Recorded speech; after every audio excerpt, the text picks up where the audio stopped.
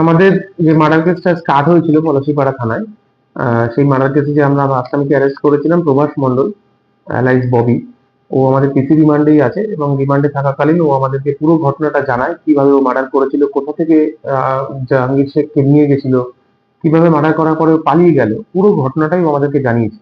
তো সেই ঘটনাটাই আজকে রিকনস্ট্রাকশন অফ ক্রাইম করা হলো, মানে reconstruction of scene of crime, যেভাবে ঘটনাটা ঘটেছে, মানে ঘটনার পুনর্নির্মাণ আমরা ঘটালাম।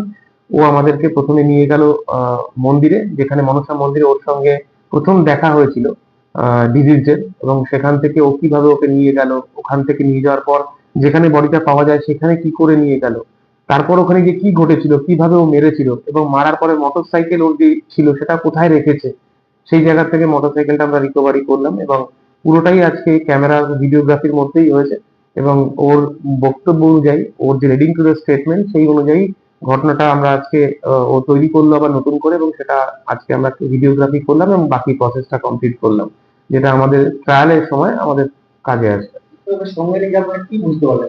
যেটা আমরা বুঝতে পারলাম যে দেখুন, ওর সঙ্গে একটা পূর্ববর্তী পরিচয় ওর ছিল, এবং টাকা পয়সাটা লেনদেন ছিল। তো ও 5,000 টাকা পেত ডিজিটের থেকে, জাহাঙ্গীরের থেকে, এবং সেই টাকা নিয়েই গন্ডগোল, বহুদিন থেকেই বলছিল টাকা দেবো দেবো করে দিচ্ছে না।